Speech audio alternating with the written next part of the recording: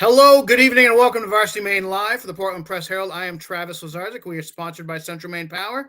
Tonight, I am joined by a gaggle of mics.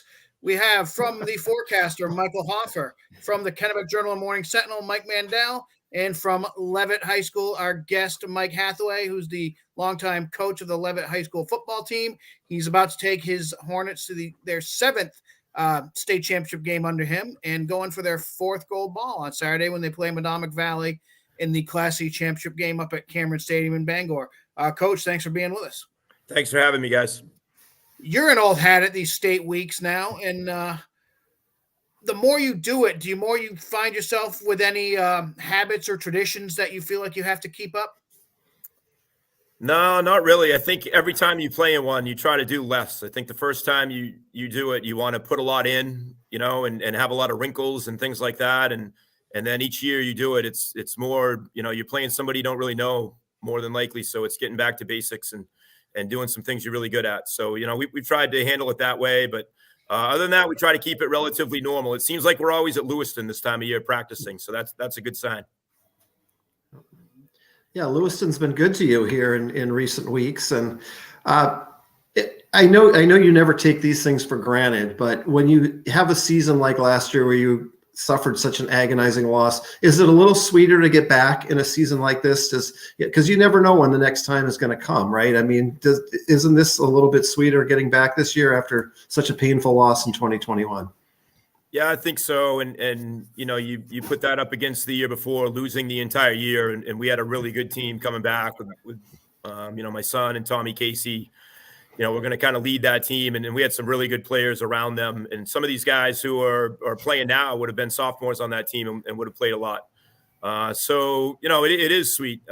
These guys have put in a lot of work. There was a lot of disappointment that went with those two seasons, but these guys never gave up. That's what I told them the other day, is that they're a prime example of if you just keep working hard and keep your head down, then good things will happen. So I'm proud of them.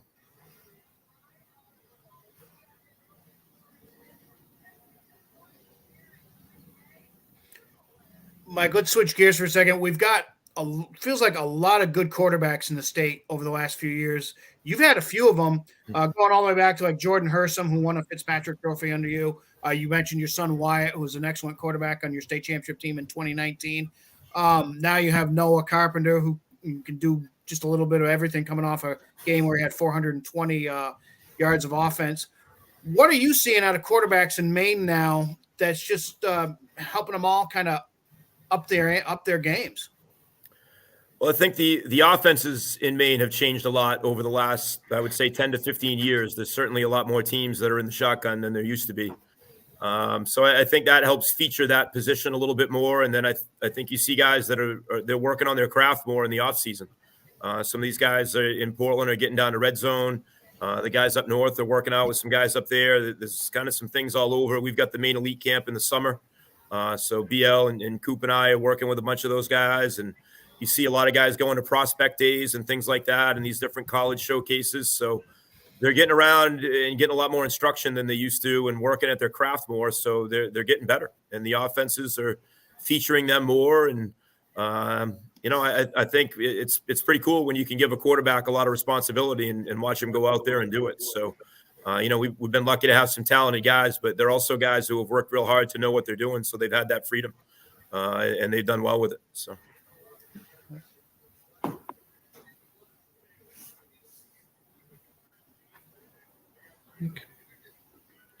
Mike Mandel, you have anything for Coach? Yeah. We talk about, some of the things you guys have dealt with over the past few years. Obviously, last year, the heartbreaking loss to Cape. But then 2020, you had a great team too, a team that would very well could have won another gold ball after your great year in 2019. How difficult was that to come back and move forward from as football's kind of returned over the past 2 years? Because those were some really tough breaks you've caught. Yeah, I mean, people go through worse things than losing football games all the time. So, you got to keep it in perspective to some degree. But just in terms of, in a football sense and in a coaching sense and just kind of in a leader of young men sense, it was a really hard time. for a lot of people. Coach Bonavie, Mark and Chris Gray and Dave Bach and I, we talk about it quite a bit. Like this past season, we worked as hard as the kids did, probably, to be quite honest, to, correct some things that we felt that we needed to improve at.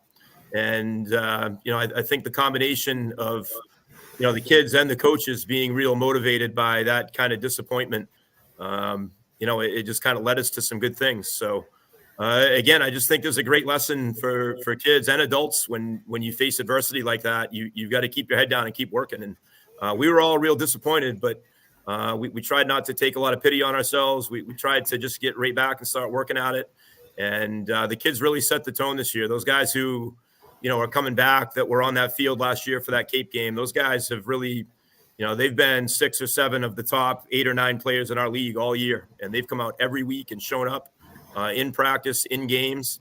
Like our stars have played like stars, and our role guys have starred in their roles. Like they've been so good. Some of those guys that, guys that hang around your program for 3 or 4 years. And, all of a sudden they're starters and nobody really would have counted on them for much of anything. They're out there making plays and doing their thing. So I love seeing it, but it's a really resilient group, and it was really tough on us. Really tough. It was, really disappointing to lose that way. We had kind of gone through some disappointment, way back. If you go a few years to Freiburg, we had a coach pass away the day before the game. So we've kind of gone through this before. A lot of these guys have been around the program. We got a lot of kids whose dads have coached in the program, and they really took it to heart. So I think when you see our team, it really is a team that's on a mission and really is a team that has a big chip on their shoulder. You had I remember you posting on Twitter after the Cape regular season game this year that you won in a close game. Just how how great the atmosphere was. I know obviously last year both of your games were considered games of the year as well. How cool has it been to see that rivalry, that kind of showdown between you and Cape in big games over the past year or two? Yeah, it's great. And it even goes back a little further than that. I mean, when Aaron was there, we had some great back and forth games. You go all the way back to 2009 with our state game. Those were 2 really, really good football teams that played each other. And there's been some great games over the years. So, both Aaron and Sean have done a great job coaching those guys. They're always one of the most well-schemed teams we play. Their techniques that their guys use up front are always really, really sound. And they always seem to have an explosive player back there in the backfield. So it's really been a great back and forth. And, you don't like to lose to anybody, but that probably sweetened the rivalry a little bit. And, it really has been a nice back and forth, and it's been a nice league. It's been nice to play Wells again. That's a team. You go back to when I played at Levitt, we used to play them all the time, and we've had some good games with them. And York was the same way. That's a team we played a lot in our history. So it really was a nice schedule this year overall, for sure. Coach, let's cut to the chase and talk about what's coming up Saturday, because I know that's the biggest thing on your mind right now. Before the show started, we talked for a moment about, obviously you know Cape as well as any. You probably know Cape about as well as you know your own team, but the team you're going to be squaring off with on Saturday is a very different story. How do you prepare when you don't really know anything about your opponent? Well, you start by watching a lot of film. So, you gather up as much as you can, and you really start going through it and trying to look at their personnel and look at their schemes and, try to dissect them, really. So, our coaches kind of divvy that work up, and, we spend a good part of Sunday and Monday getting that done. And then, you try to install some things. And I think we were talking before, we've really tried to, each time we do this, I think we try to keep it a little bit simpler than the last time. So, you try to find a few things that, they like to do and probably will attack you with, and have some counters for those. And then obviously some things that you like offensively that are going to match up well with what they do. But it's tough when you don't play a team and you're not kind of sure how they're going to play against you. And we really haven't played against their coaches either. So there will be definitely a feeling out process, kind of like an old school boxing match at the beginning of the game. I'm sure both teams will be, ready to go, and they'll show something maybe they haven't shown, but I'm sure both teams will rely on a lot of what they've done successfully because we've done it well. Okay. Coach Mike Hathaway, we know it's a busy week. We thank you for taking a few minutes to talk to us about the game. Good luck on Saturday when you take on Madomic Valley. All right. Thanks, guys. Appreciate it. Good luck, Coach. Have fun. All right. Thank Mike Hathaway from Levitt High School. Before we move on to the poll and look at the 4 state championship games this week, let's look back to the 8-man championships we just had this past Saturday in Augusta. Michael Harper, you and I saw one of the better games of the season, I think, when Yarmouth beat Waterville in the large school game 30-26. Kind of tell us about that one a little bit. Yeah, I mean, it was a great back and forth game. And, I think coming in, we didn't know if it would be that competitive. I mean, you just look back at the last year, the state game was 56-0. So it was actually really a treat. Waterville played very well. It was clear it was going to be a game, certainly at halftime, they were right there. And it looked like Yarmouth was on the brink of breaking it open in the third quarter. But, Waterville with a nice drive, a nice fourth down conversion for a touchdown. And then they get the interception return for a touchdown. And the next thing you know, Yarmouth's down by 2, and it looked like they had the game in control. But, it came down to a drive. Waterville had a chance to put the game away. They had a bad snap. Fourth and 1 from the 2-yard line. If they had scored there, there's a very good chance they would have won the game. But Yarmouth got a chance to take over at its 14 with about 7 minutes left. And, like I commented, it was a drive right out of Coach Jim Hartman's wildest dreams. 16 runs, no passes. They ran out almost the entire clock. And, the gold ball was waiting there at the end of the rainbow. But just terrific. Michael McGonigal, Spencer Lebrecq, they got the job done. They had to convert a fourth down twice, and they did it. And then Yarmouth was able to punch in the touchdown with about 30 seconds left. And, I thought Waterville maybe still had a chance for a miracle comeback, but kind of a crazy play on the ensuing kickoff where supposedly Yarmouth was supposed to kick deep, but the ball came off the kicker's foot wrong. It looked like it was an onside kick, and it was actually recovered by the Clippers, and that clinched it. But it's everything you want from a championship game, right? I mean, high drama, late touchdown. Both teams played like champions, and, unfortunately only one could win, but it's been a long 11 years since Yarmouth last gold ball, and they really earned it the other day. Mike Mandel, you covered this Waterville team throughout the year. I know they're disappointed losing a second straight state championship game, but it really looks like Coach Isaac LeBanc is building something there. Yeah, and they did it with a lot of young players. You look at their guys like Dustin Hunter, Dawson Harrison, and a lot of Wyatt Grady. A lot of their skill players are going to be back next year. They're losing a group of 6 or 7 kids, but sounds like they're going to replace that with the same number at the youth level. They in talking with Isaac in the building up at the game, in the build up to the game, they knew it was going to take a Herculean effort to compete with Yarmouth, because Yarmouth was Yarmouth having beaten an MTA team that kind of handed it to Waterville in the regular season. But yeah, it looks like they are, and it'll be interesting to see. It'll be interesting to see numbers wise with some of these teams too. Whether certain teams stay 8-man, whether they go back to 11-man. I know there are some teams in 8-man ranks that are starting to build those numbers back up after some struggles, and I'm sure you'll see teams come and go like that. But yeah, I'd say as long as they're in the 8-man ranks, they're going to be competitive, and their skill players are going to be back next year, and you have to figure that they're going to be at the top of the large school class again. Okay, thank you, Mike. In the small school game, we had Old Orchard Beach winning over Orono 46-22.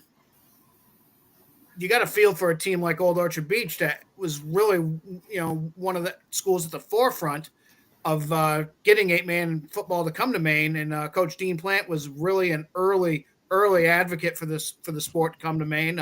It saved his program. It saved a bunch of programs in the state. And so now for them to get their first state title since 1993 is probably special for the Seagulls.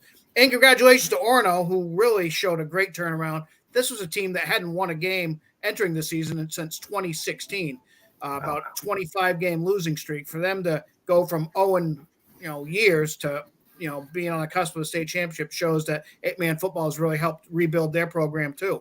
And for a lot of schools, it's given them a second chance at football. So I think it's doing exactly what the MPA wanted it to do when they brought it in 2019. It's a fun product too, I would say. Sorry, Mike. But I mean, it's fun to watch. It's very wide open. And yeah, you're right. I mean, ultimately, you want as many teams to play as much as they can and to be as competitive as they can. And you look at the small school division. You had a 4 seed versus a 5 seed in the state game. I think it blew up everyone's bracket, but just it made for great drama. And congratulations, Old Orchard. They did not win it easily. They had to go to Rumford. They had to go to Dirigo, and then they had to go up to Augusta to win the state game. So they got their frequent travel miles and came home with a gold ball. Well, I was just going to say, I remember 2019. Orono had to forfeit their regular season because they did not opt for 8-man. They tried to play an 11-man schedule, and they just didn't have enough kids to go around. And now here they are looking to push the 40s in numbers over the next few years. They very good chance they're back playing 11-man football now that they have that youth programs numbers, and numbers like that are going to come and go for some of these programs. So, and it'll be interesting. It'll be interesting to see what happens with that in the years to come. Absolutely. Very good point, Mike. Thank you. With our poll this week, let's just go down through the top 5 real quick. Oxford Hill still number 1 at all 8 first place votes. Number 2 is Thornton Academy. That game will be decided. That top spot will be decided, I should say, in the state Class A championship game on Saturday at Fitzpatrick Stadium. Number 3, Levitt. And then we have a tie at 4th with Portland and Skowhegan, who are going to be playing each other in the Class B state championship game. So, depending on what happens Saturday, we could see some shifting there. All right, let's start with Class D, guys, and go down through these games. Class D state championship game, we have Lisbon St. Dominic's. They're 7-3, taking on defending state champion Foxcroft Academy. They're 9-1. This game is going to be at Cameron Stadium in Bangor on Saturday. Two contrasting styles. Lisbon is a team that I saw last week in their 28-21 semifinal win at Freeport. Didn't throw the ball once. Now, the weather was just a monsoon, and it wasn't really conducive to a passing game anyway. But still, Lisbon doesn't need to play that way. They have Colby Lavasser, a 1,000-yard rusher.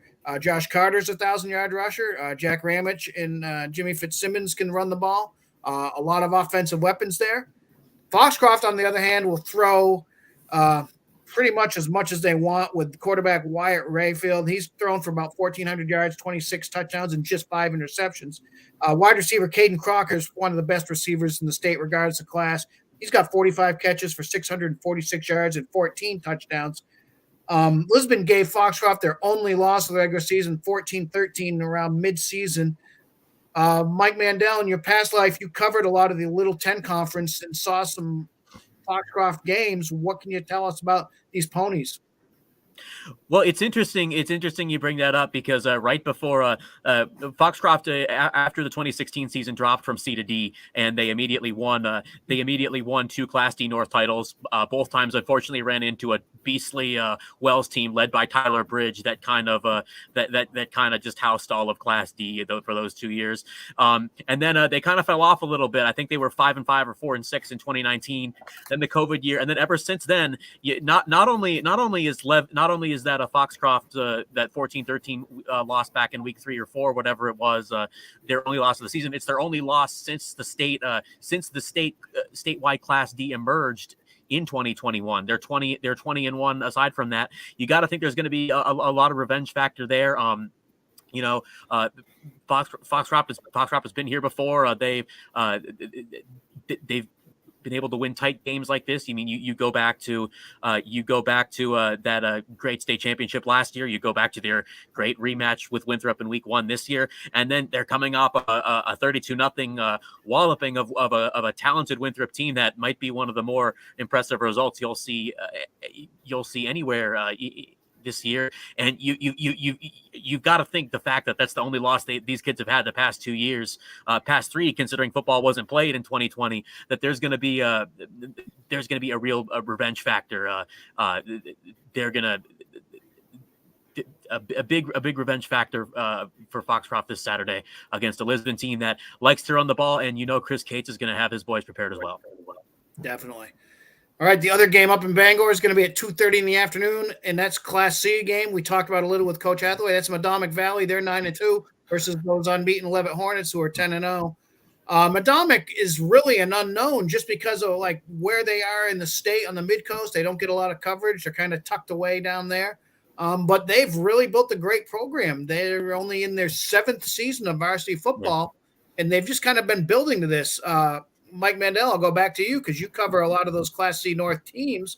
What can you tell us about this Madomic team? I know they rolled a powerhouse, traditional powerhouse in Winslow earlier in the year.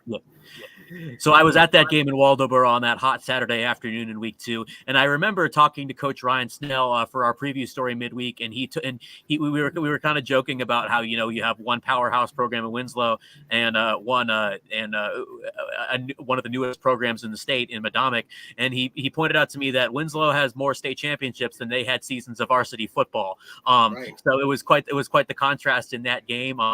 Madomic Valley, along with Herman and Winslow, is considered the favorite, one of the two favorites in this class. They really proved themselves. Of course, that 40-0 game was without Matt Quirion in the lineup for Winslow, which he makes them a much different team. And you saw that in the semifinals when they pulled out a 21-13 win over Winslow in a much tighter game, and then had a very impressive win. Impressive win over Herman. Now, this Levitt team they're about to face is a powerhouse. I mean, they're you talk about a team where they've. Another team we're going to preview in a few minutes, Portland. They just thrashed them 42-8 back early in the season. So this is a team that can play Class B, possibly even win Class B. And kind of like we talked about with Mike Hathaway a few minutes ago, it'll be interesting to see how two teams that really have never seen each other have a feel for this thing on Saturday up in Bangor. Okay, thank you, Mike. The Class B state championship game, we have Skowhegan. They're 9-2. They're playing on Portland, who's 8-3. Portland winning 7 games in a row after a 1-3 starting. It's a really, really tough schedule. They might have played the toughest schedule in the state in Class B. Haven't lost to a Class B opponent all year, actually. Michael Hoffer, what can you tell us about these Bulldogs? Well, everything changed for Portland midseason when they inserted Kennedy Charles at quarterback, and he has done literally everything for this team, and they're peaking at the right time. Portland, there were a couple of occasions against South Portland the other day in the regional final where, Portland had to have a big play, and Kennedy Charles makes that big play. And, not only are they playing well on all facets, really, offense, defense, special teams, but to win a championship, sometimes you need a little luck too. And in the regional final against South Portland last weekend, they're actually down 14-6 late in the first half. Nothing's going their way. Kennedy Charles actually gets stripped of the ball, and miraculously it bounces right into the hands of Andrew Brewer, who takes it in for a touchdown, and that turned the tide completely in that game. Portland actually scored early in the third quarter to go ahead, and then they never looked back. But the Bulldogs, they were in the state game 3 times in 4 years, 2015, 2016, 2018 in Class A, and they had the misfortune of going up against either a powerhouse Thornton Academy team or a powerhouse Bonnie Eagle team, and really they were decided underdogs going into those games. I think this time around it's a very different story with their win streak, with their confidence, playing at Fitzy. Let's face it, I know they're the visiting team, but they're going to be very confident playing at home. And if Kennedy Charles keeps doing what he does, good luck stopping these Bulldogs. They haven't won one in 20 years. The gold ball is close enough to taste. And I think if they come in and they play disciplined and they don't make mistakes, I think they're going to take home that big prize. Yeah. And they've also forced 21 turnovers on defense. I think 12 interceptions, 9 fumble recoveries. Yeah. Opportunistic. They've seen an offense like the Skowhegan one. I know South Portland has an offense similar to Skowhegan's in that they have a big quarterback who can do a little everything. But Mike Mandel, tell us about how Skowhegan's offense and everything seems to run through their 6'6", 6'7" quarterback, Adam Savage.